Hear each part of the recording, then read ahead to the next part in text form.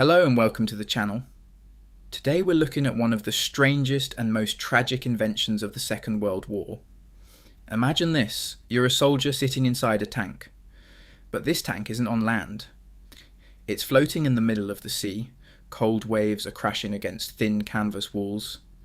The only thing between you and the freezing water is a piece of fabric. This is the story of the DD tank, the floating tank that was supposed to win D-Day. Instead, it became a death trap for hundreds of brave men. Some call it a genius invention. Others call it a floating coffin. Let's find out what really happened. To understand why anyone would build a floating tank, we need to go back to 1942. The Allied forces were planning the biggest invasion in human history. They wanted to land on the beaches of France and push the Germans back. This operation would later be called D-Day. But there was a massive problem. The beaches of Normandy were heavily defended. The Germans had machine guns, artillery, and concrete bunkers everywhere. They were waiting for the invasion. They knew it was coming. When Allied soldiers would jump off their landing craft, they would be completely exposed. No cover, no protection, just open sand and German bullets. Military planners knew that thousands of men would die in the first few minutes. They desperately needed something to protect the soldiers. They needed tanks on the beach as quickly as possible. But here's the issue. Tanks are heavy, properly heavy. A Sherman tank weighs about 33 tons. That's roughly 33 cars stacked together. You can't simply drive a tank off a ship. It would sink straight to the bottom. And you can't bring tanks close to the beach on large ships because German artillery would destroy them.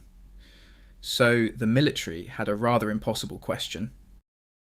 How do you get a 33-ton metal box onto a beach without sinking it or getting blown up? The answer came from a Hungarian engineer with a brilliant but mad idea. His name was Nicholas Straussler. He was born in Hungary but moved to Britain and became one of the most creative military engineers of the war. Straussler had an idea that sounded absolutely mental. What if we made tanks float? Everyone thought he was having a laugh. Tanks are made of thick steel armour. They're designed to be heavy and strong. Making one float is like trying to make a brick swim. But Straussler was serious.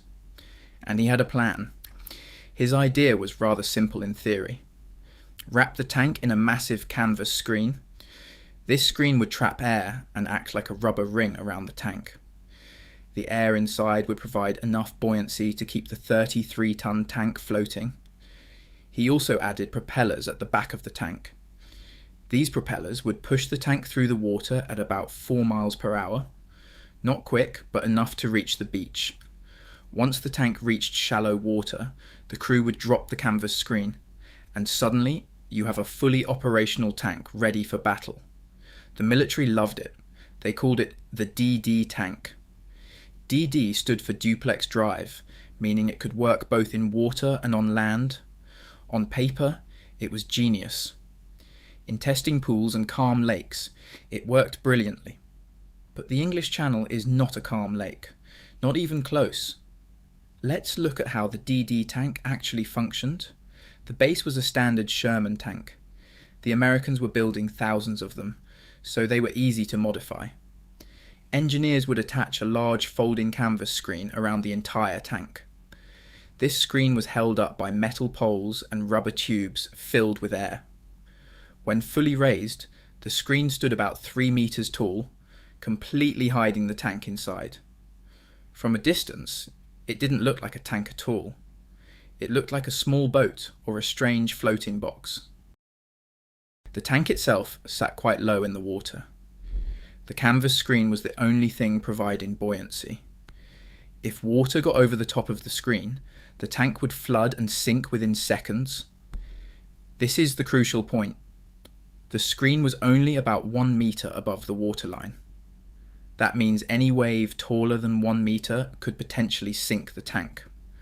For propulsion, 2 propellers were fitted at the rear. They were powered by the tank's own engine. The driver could steer using a small rudder system. Inside the tank, conditions were rather grim. 5 crew members sat in a cramped metal box surrounded by cold seawater. They couldn't see much. They couldn't hear much. They just had to trust that the canvas walls would hold. When they reached the beach, the commander would give the order to drop the screen. Explosive bolts would fire, the canvas would collapse, and the tank would drive onto land ready to fight. In training, it worked well. The crews practiced in calm waters and became confident with the system, but nobody trained in conditions like the English Channel on the 6th of June 1944. June 6th, 1944. D-Day. The weather was absolutely dreadful. General Eisenhower had already delayed the invasion by 1 day because of storms. On the morning of the 6th, conditions were slightly better, but still far from ideal. The waves in the English Channel were between 1 and 2 meters high. Remember, the DD tanks only had 1 meter of clearance above the waterline. This was a disaster waiting to happen. The plan was to launch DD tanks at 5 different beaches. The Americans had Utah and Omaha beaches. The British and Canadians had Gold, Juno and Sword beaches. The tanks were supposed to launch about 3 to 4 kilometers from shore. They would swim to the beach and arrive just before the infantry, providing covering fire. At Utah Beach, the American commanders made a smart decision. They saw the rough conditions and decided to bring the tanks much closer to shore before launching. Most of the DD tanks at Utah made it to the beach successfully, but at Omaha Beach, things went terribly wrong. The commanders at Omaha decided to launch at the planned distance of about 5 kilometers from shore. 29 DD tanks entered the water. Almost immediately, disaster struck. The waves were simply too high. Water poured over the canvas screens. One by one, tanks began to flood and sink. Crew members scrambled to escape, but many were trapped inside as their tanks plunged to the bottom of the channel. Of the 29 tanks launched at Omaha Beach, only 2 made it to shore. 2 out of 29. That's a loss rate of over 90%. The rest sank in water between 15 and 30 meters deep. Many crew members drowned, trapped inside their metal coffins. The soldiers who landed on Omaha Beach without tank support faced the full force of German defences. It became the bloodiest beach of D-Day, with over 2,000 American casualties. The British and Canadian beaches had better outcomes, but not without losses. At Sword Beach, the British commanders also saw the rough conditions. Some decided to bring the landing craft closer before launching the tanks. Others launched from further out. The results were mixed. Many tanks made it to shore, but several sank during the approach. Crew members who survived described the experience as absolutely terrifying. One British tank commander later said that sitting inside a floating tank in rough seas was the most frightened he'd ever been in his life. More frightening than actual combat. At Juno Beach, the Canadians had similar experiences. Some tanks made it, others didn't. The losses weren't as catastrophic as Omaha, but men still died in those cold waters. At Gold Beach, the British made the wise decision to land most tanks directly from landing craft rather than swimming them in. This saved many lives. Looking at all 5 beaches, the DD tank had a mixed record. Where commanders adapted to conditions and launched closer to shore, the tanks survived. Where commanders stuck to the original plan, despite rough seas, men died. The technology worked. The human decisions around it were the problem. After D-Day, the military had to face difficult questions. Was the DD tank a success or a failure? The honest answer is both. The concept was sound. A floating tank that could surprise the enemy was genuinely valuable. At Utah Beach and several British beaches, DD tanks provided crucial fire support in the first minutes of the invasion. But the execution at Omaha Beach was catastrophic. The decision to launch in unsuitable conditions cost hundreds of lives and left soldiers without armoured support when they needed it most. After the war, estimates suggest that between 200 and 300 men drowned in DD tanks on D-Day. The exact number remains unknown because many bodies were never recovered. The tanks themselves still lie at the bottom of the English Channel. Over the decades, divers have located several wrecks.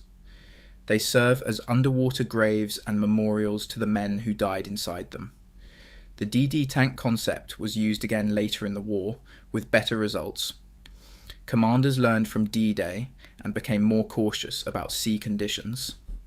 Some historians argue the DD tank was a brilliant innovation let down by poor decisions on one beach. Others argue it was always too risky and should never have been used in rough seas. What's certain is that hundreds of men climbed into those canvas-wrapped tanks, believing they would swim to victory. Many of them never reached the shore. The DD tank remains one of the most fascinating and tragic weapons of the Second World War. It was an engineering marvel that worked perfectly in theory, but met the brutal reality of the English Channel. The men who crewed these tanks were incredibly brave. They knew the risks. They went anyway. Their sacrifice helped make D-Day a success, even if the cost was higher than anyone expected. Thank you very much for watching. If you found this video interesting, please consider subscribing to the channel. We have many more stories about remarkable British weapons and inventions from the Second World War. Take care, and I'll see you in the next one.